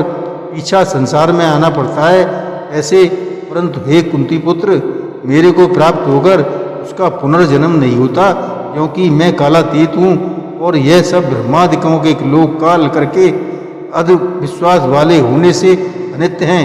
हे अर्जुन, ब्रह्मा का जो एक दिन है उसको 1000 चौकड़ी युग तक अध वाला और रात्रि को भी 1000 युग तक अध दिन वाली पुरुष तत्व से जानते हैं, अर्थात काल करके अवधि वाला होने से ब्रह्मलोक को भी अनित्य जानते हैं। वे योगी जन काल के तत्व को जानने वाले हैं, इसलिए वे यह भी जानते हैं कि संपूर्ण दृश्य मात्र भूतगण ब्रह्मा के एक दिन के प्रयास काल में अव्यक्त अर्थात ब्रह्मा के सूक्ष्म शरीर से उत्पन्न होते हैं और ब्रह्मा की रात्रि के प्रवेश काल में उस अव्यक्त नामक ब्रह्म के सूक्ष्म शरीर में ही लय होते हैं। वही भूत समुदाय उत्पन्न होकर प्रकृति के बस में हुआ रात्रि के प्रवेश काल में लय होता है और दिन के प्रवेश काल में फिर उत्पन्न होता है। हे अर्जुन, इस प्रकार ब्रह्मा के 100 वर्ष पूर्ण होने से अपने लोक सहित ब्रह्मा भी शांत हो जाता है, परंतु उस अव्यक्त से भी अति परे दूसरा अर्थात विलक्षण जो सनातन अव्यक्त भाव है वह सच्चिदानंद घन पूर्ण ब्रह्म परमात्मा सब भूतों के नष्ट होने पर भी नष्ट नहीं होता है। जो वह अव्यक्त अक्षर ऐसे कहा गया है, उसी अक्षर नामक अव्यक्त भाव को परम गति कहते हैं तथा जिस सनातन अव्यक्त भाव को प्राप्त होकर मनुष्य पीछे नहीं आते हैं वह मेरा परम धाम है। और हे पार्थ, जिस परमात्मा के अंतर्गत सर्वभूत है और जिस सच्चिदानंद घन परमात्मा से यह सब जगत परिपूर्ण है वह सनातन अव्यक्त परम पुरुष अनन्य भक्ति से प्राप्त होने वाला है। और हे अर्जुन, जिस काल में शरीर त्याग कर गए हुए योगी जन पीछे न आने वाली गति को और पीछे आने वाली गति को भी प्राप्त होते हैं, उस काल को अर्थात मार्ग को कहूँगा। उन 2 प्रकार के मार्गों में से जिस मार्ग में ज्योतिर्मय अग्नि स्वाभिमान देवता है और दिन का अभिमानी देवता है तथा शुक्ल पक्ष का अभिमानी देवता है और उत्तरायण के 6 महीनों का अभिमानी देवता है, उस मार्ग में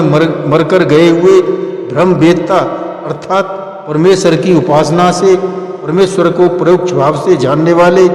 योगी जन उपरोक्त देवताओं द्वारा ब्रह्म से ले गए ब्रह्म को प्राप्त होते हैं। जिस मार्ग में धूमाभिमानी देवताएं और रात्र अभिमानी देवताएं तथा कृष्ण पक्ष का अभिमानी देवता है और दक्षिणायन के 6 महीनों का अभिमानी देवता है, उस मार्ग में मरकर गया हुआ सकाम कर्मयोगी उपरोक्त देवताओं द्वारा ब्रह्म से ले गया हुआ चंद्रमा की ज्योति को प्राप्त होकर स्वर्ग में अपने शुभ कर्मों का फल भोगकर इच्छा करता है। क्योंकि जगत के यह 2 प्रकार के शुक्ल और कृष्ण अर्थात देवयान और पितृयान मार्ग सनातन माने गए हैं। इनमें एक के द्वारा गया हुआ पीछे आने वाली परम गति को प्राप्त होता है और दूसरे द्वारा गया हुआ पीछे जाता हुआ अर्थात जन्म मृत्यु को प्राप्त होता है। हे पार्थ, इस प्रकार इन दोनों मार्गों को तत्व से जानता हुआ कोई भी योगी मोहित नहीं होता है, अर्थात फिर वह निष्काम भाव से ही साधन करता है, कामनाओं में नहीं फंसता। इस कारण हे अर्जुन, तू सब काल में समत्व बुद्ध रूप योग से युक्त हो अर्थात निरंतर मेरी प्राप्ति के लिए साधन करने वाला हो। क्योंकि योगी पुरुष इस रहस्य को तत्व से जानकर वेदों के पढ़ने में तथा यज्ञ तप और दाना आदि करने में जो पुण्य फल कहा है उस सबको निसंदेह उल्लंघन कर जाता है और सनातन परम पद को प्राप्त होता है। मित्रों, 9वां अध्याय। उसके उपरांत श्री कृष्ण भगवान बोले, हे अर्जुन, तुझ दोष रहित भक्त के लिए इस परम गोपनीय ज्ञान को रहस्य के सहित कहूँगा कि जिसको जानकर तू दुख रूप संसार से मुक्त हो जाएगा। यह ज्ञान सब विद्याओं का राजा तथा सब गोपनीयों का भी राजा है एवं अति पवित्र है, उत्तम प्रत्यक्ष फल वाला और धर्म युक्त है, साधन करने को बड़ा सुगम और अविनाशी है। ये परंतप इस तत्व ज्ञान धर्म में श्रद्धा रहित पुरुष को मेरे को न प्राप्त होकर मृत्यु रूप संसार में भ्रमण करते हैं। हे अर्जुन, मुझ सच्चिदानंद घन परमात्मा से यह सब जगत जल से बर्फ के सदृश परिपूर्ण है और सब भूत मेरे अंतर्गत संकल्प के आधार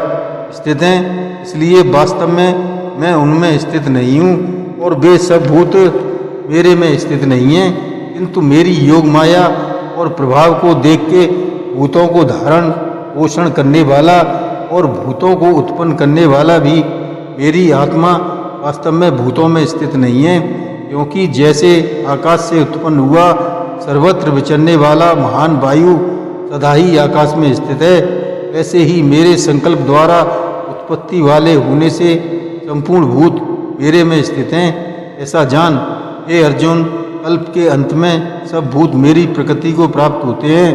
अर्थात प्रकृति में लय होते हैं, और कल्प के आदि में उनको मैं फिर रचता हूँ कि कैसे अपनी त्रिगुणमयी माया को अंगीकार करके स्वभाव के बस से परतंत्र हुए इस संपूर्ण भूत समुदाय को बारंबार उनके कर्मों के अनुसार रचता हूँ। हे अर्जुन, उन कर्मों में आसक्ति रहित और उदासीन के सदृश स्थित हुए मुझ परमात्मा को वे कर्म नहीं बांधते। हे अर्जुन, मुझ अधिष्ठाता के सकाश से यह मेरी माया चराचर सहित सर्व जगत को रचती है, और इस प्रकार कहे हुए हेतु से ही संसार आवागमन रूप चक्र में घूमता है। ऐसा होने पर भी संपूर्ण भूतों के महान ईश्वर रूप मेरे परम भाव को न जानने वाले मूढ़ लोग मनुष्य का शरीर धारण करने वाले मुझ परमात्मा को तुच्छ समझते हैं, अर्थात अपनी योग माया से संसार के उद्धार के लिए मनुष्य रूप में विचरते हुए को साधारण मनुष्य कहते हैं, जो कि वृथा आशा, वृथा कर्म और वृथा ज्ञान वाले ज्ञानी जन राक्षसों और असुरों के जैसे मोहित करने वाले तामसी स्वभाव को ही धारण किए हुए, परंतु हे कुंती पुत्र, देवी प्रकृति के आश्रित हुए जो महात्मा जन हैं, वे तो मेरे सब भूत सनातन के कारण नाश रहित अक्षर स्वरूप जानकर अनन्य मन से युक्त हुए निरंतर बसते हैं। वे दृढ़ निश्चय वाले भक्तजन निरंतर मेरे नाम और गुणों का कीर्तन करते हुए तथा मेरी प्राप्ति के लिए यत्न करते हुए मेरे को बारंबार प्रणाम करते हुए सदा मेरे ध्यान में युक्त हुए अनन्य भक्ति से मुझे उपासते हैं। उनमें कोई भी तो मुझे विराट स्वरूप परमात्मा को ज्ञान यज्ञ के द्वारा पूजन करते हुए एकत्व भाव से, अर्थात जो कुछ है सब वासुदेव ही है, इस भाव से उपासते हैं, और दूसरे पृथक भाव से अर्थात स्वामी सेवक भाव से, और कोई कोई बहुत प्रकार से भी उपासते हैं। क्योंकि कृत अर्थात सौत कर्म में मैं हूँ, यज्ञ अर्थात पंच महायज्ञादिक सनातन कर्म में मैं हूँ, स्वधा अर्थात पितरों के निमित्त दिया जाने वाला अन्न मैं हूँ, औषधि अर्थात सब वनस्पतियों में मैं मंत्र हूँ, और घृत में मैं अग्नि हूँ, और हवन रूप क्रिया में मैं ही हूँ। हे अर्जुन, मैं ही इस संपूर्ण जगत का दाता अर्थात धारण पोषण करने वाला एवं कर्मों को फल देने वाला तथा पिता माता और पिता में मैं ही हूँ, और जानने योग्य पवित्र ओंकार तथा ऋग्वेद सामवेद और यजुर्वेद भी मैं ही हूँ। हे अर्जुन, प्राप्त होने वाले योग तथा भरण पोषण करने वाला, सबका स्वामी, शुभाशुभ का देखने वाला, सबका वास स्थान और शरण लेने योग्य तथा प्रत्युपकार न चाहकर हित करने वाला, और उत्पत्ति प्रलय तथा सबका आधार विधान और अविनाशी कारण भी मैं ही हूँ। मैं ही सूर्य रूप हुआ अपता हूँ तथा वर्षा को आकर्षण करता हूँ और बरसाता हूँ। हे अर्जुन, मैं ही अमृत और मृत्यु एवं सत्य और असत्य भी सब कुछ मैं ही हूँ। परंतु जो तीनों वेदों में विधान किए हुए सकाम कर्मों को कर्म करने वाले, सोम रस को पीने वाले एवं पापों से पवित्र हुए पुरुष मेरे को यज्ञों के द्वारा पूजकर स्वर्ग की प्राप्ति को चाहते हैं, वे पुरुष अपने पुण्यों के फल रूप इंद्रलोक को प्राप्त होकर स्वर्ग में दिव्य देवताओं के भोगों को भोगते हैं। वे उस विशाल स्वर्ग लोक को भोगकर पुण्य क्षीण होने पर मृत्यु लोक को प्राप्त होते हैं। इस प्रकार स्वर्ग के साधन रूप तीनों वेदों में कहे हुए सकाम कर्म के शरण हुए और भोगों को काम वाले पुरुष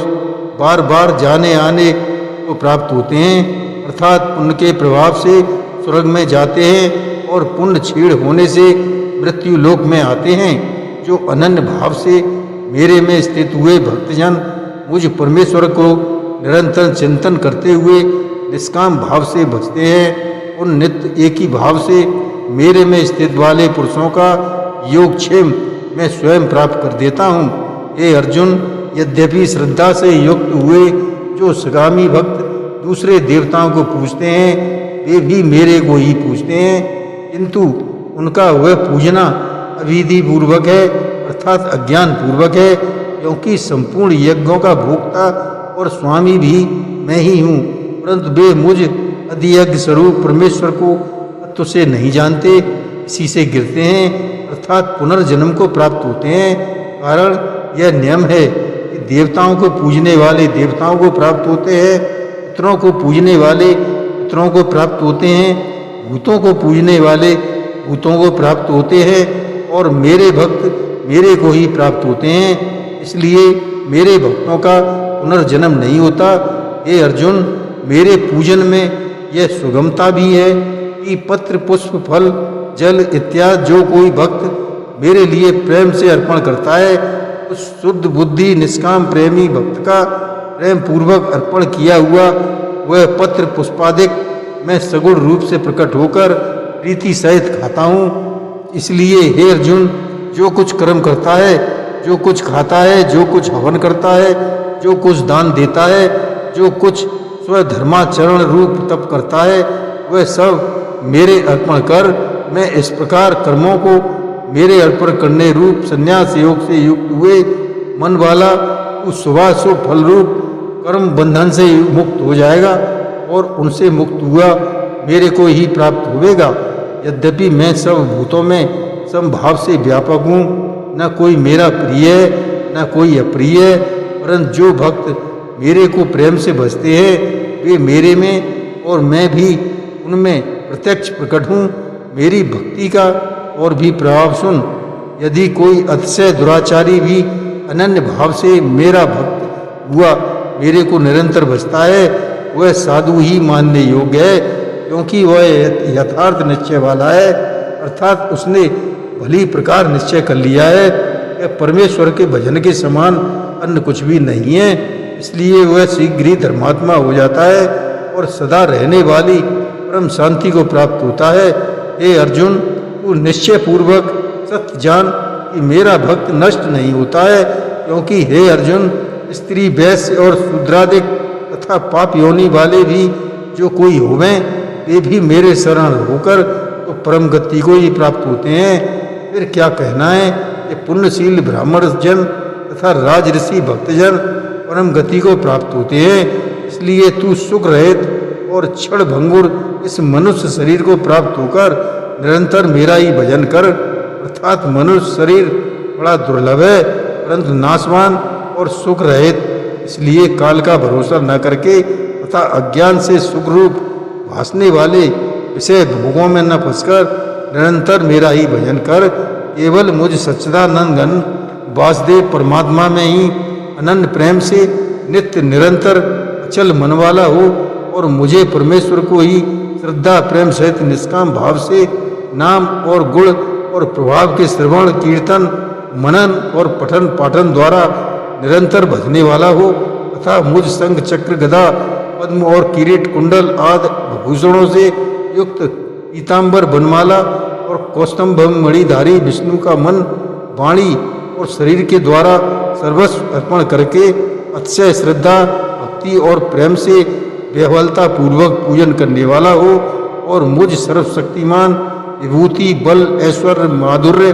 गंभीरता उदारता वात्सल्य और स्व हृदयता आदि गुणों से संपन्न सबके आश्चर्य रूप वासुदेव को विनय भाव पूर्वक भक्ति सहित साष्टांग दंडवत प्रणाम कर इस प्रकार मेरे शरण हुआ, तू आत्मा को मेरे में एक ही भाव करके मेरे को ही प्राप्त होवेगा।